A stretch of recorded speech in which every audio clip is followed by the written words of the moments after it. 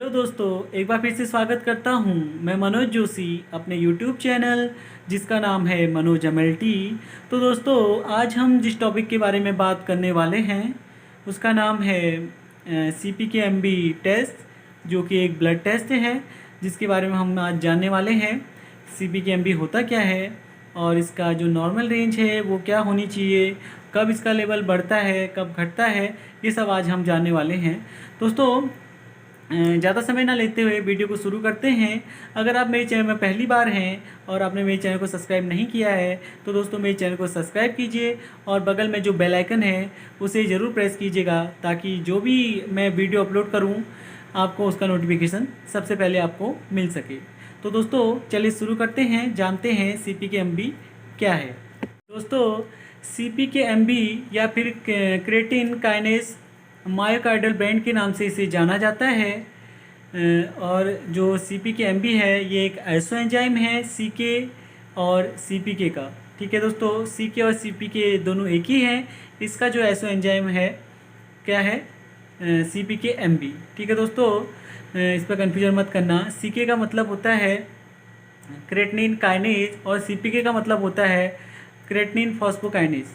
ठीक है दोस्तों, और जो CPK-MB है दोस्तों, इसका जो जो ये हमारे जो कार्डियक की मसल्स होती हैं उनमें प्रेजेंट रहता है।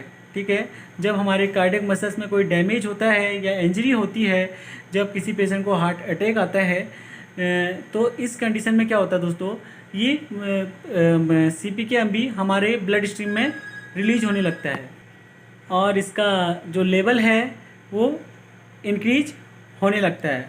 ठीक है, जो जब किसी पेशेंट को हार्ट अटैक आता है तो उसके 3 से 6 घंटे के बाद इसका जो लेवल है वो इंक्रीज करने लगता है और जो इसका जो लेवल है वो 18 टू 24 आवर्स में अपने एक पीक पे होता है। दोस्तों, जो CPK-MB का लेवल है वो अपने पीक पर होता है 18 टू 24 आवर्स में। सबसे ज़्यादा जो लेवल रहता है इस बीच में रहता है CPK-MB का। और जब 48 टू 70 आवर्स तक इसका लेवल डिक्रीज होने लगता है। ठीक है दोस्तों, कम होने लगता है। अगर किसी पेशेंट को अगर दोबारा हार्ट अटैक आता है ऐसी कंडीशन में, या फिर कोई मसल में डैमेज होता है कार्डियक मसल्स में, तो इसका लेवल और ज़्यादा बढ़ने लगता है। ठीक है दोस्तों, अब बात करते हैं दोस्तों, जो CPK-MB है उसे डॉक्टर क्यों कराते हैं। दोस्तों, जो CPK-MB है, जब किसी पेशेंट में अगर आपको सिम्टम डॉक्टर को सिम्टम नज़र आते हैं, उसके माना किसी पेशेंट के चेस्ट में बहुत ज़्यादा पेन हो रहा है और उसके लेफ़्ट साइड आर्म में बहुत ज़्यादा पेन है और जॉ में बहुत ज़्यादा पेन है, तो और उसको सांस लेने में दिक्कत हो रही है और उसे थकान महसूस हो रही है, तो इस कंडीशन में डॉक्टर प्रेफर करते हैं कि आप CPK-MB टेस्ट कराएं। दोस्तों, CPK-MB टेस्ट के साथ साथ हमें और भी कार्डियक मार्कर टेस्ट करने होते हैं, जैसे ट्रोपोनिन, जिसमें ट्रोप-I और ट्रोप-T टेस्ट आते हैं, और साथ में हमें LDH और CPK-NEC भी हम इसमें करते हैं। ऐसी कंडीशन में दोस्तों, जब हमारे पास अगर ट्रोपोनिन टेस्ट अवेलेबल नहीं है तो ऐसी कंडीशन में हमें डॉक्टर प्रेफर करते हैं CPK-MB टेस्ट करने को। ठीक है दोस्तों, जो कि एक स्पेसिफिक टेस्ट है का हार्ट के लिए। जब किसी पेशेंट को हार्ट अटैक आता है उसके लिए एक स्पेसिफिक टेस्ट है, और जब हमारे पास ट्रोपोनिन टेस्ट अवेलेबल नहीं रहता है। दोस्तों, कई बार क्या होता है कि डॉक्टर CK टेस्ट और CPK टेस्ट जब कराते हैं तो होता क्या है, जब इनका लेवल बढ़ा हुआ इंक्रीज अगर हमारे ब्लड में आता है तो डॉक्टर हमें ये कंफर्म नहीं हो पाता है कि ये जो डैमेज है, जो ये हमारा इसका CK का लेवल बढ़ा हुआ आ रहा है वो किस वजह से आ रहा है, जो कार्डियक जो हार्ट अटैक की वजह से आ रहा है या फिर हमारे अदर ऑर्गन्स की मसल्स में डैमेज हुआ है इसकी वजह से आ रहा है, ये हम कंफर्म नहीं कर पाते हैं। क्योंकि बहुत सारे केसेस में जैसे हार्ट अटैक के अलावा जो CK का लेवल है वो बहुत सारे केसेस में, जैसे किडनी मसल्स का डैमेज जब हो जाती हैं तो इसका लेवल बढ़ा हुआ हमें देखने को मिलता है। और जब T3 T4 जो हमारे हार्मोन हैं इनका लेवल अगर बढ़ा हुआ था तो भी हमें इसका लेवल बढ़ा हुआ हमें मिलता है। बहुत सारी कंडीशन है दोस्तों जिसकी वजह से हम कंफर्म नहीं कर पाते हैं कि जो डैमेज है वो स्पेसिफिक किस ऑर्गन पर है। तो इसीलिए हमें CPK-MB टेस्ट की आवश्यकता पड़ती है, जिससे हमें पता चलता है कि अगर CPK-MB टेस्ट का लेवल बढ़ा हुआ आता है तो इससे हम पता कर सकते हैं कि जो हमारा डैमेज है वो कहाँ है, हमारे हार्ट में है।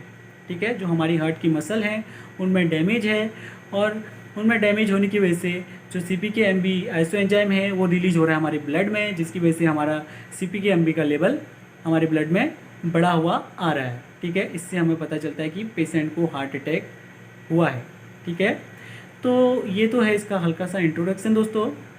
अब हम इसके नॉर्मल रेंज की बात करें तो इसका जो नॉर्मल रेंज है दोस्तों, इसका जो नॉर्मल रेंज अगर हो, जो नॉर्मल पर्सन में जो नॉर्मल रेंज होनी चाहिए ये दोस्तों 5 to 25 इंटरनेशनल यूनिट होनी चाहिए। इससे भी कम इसका लेवल एक नॉर्मल पर्सन में होनी चाहिए।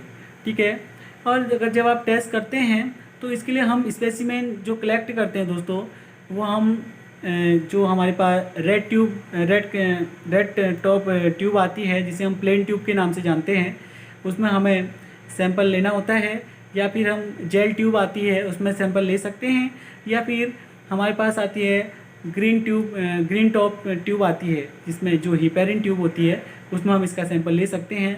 और दोस्तों हम प्लाज्मा और सीरम दोनों से इस टेस्ट को परफॉर्म कर सकते हैं अपनी लेबोरेटरी में। तो दोस्तों आई होप कि आपको इतना समझ में आ गया होगा कि CPK-MB टेस्ट क्या है। और दोस्तों ये है इसका हल्का सा थ्योरी। अब दोस्तों हम अगला जो वीडियो होगा दोस्तों वो इसके प्रैक्टिकल पर होगा। मैं आपको बताऊंगा कि जो CPK-MB टेस्ट है अपनी लेबोरेटरी में हम कैसे परफॉर्म करते हैं। तो दोस्तों आज के लिए बस इतना ही, मिलते हैं अपने नेक्स्ट वीडियो में।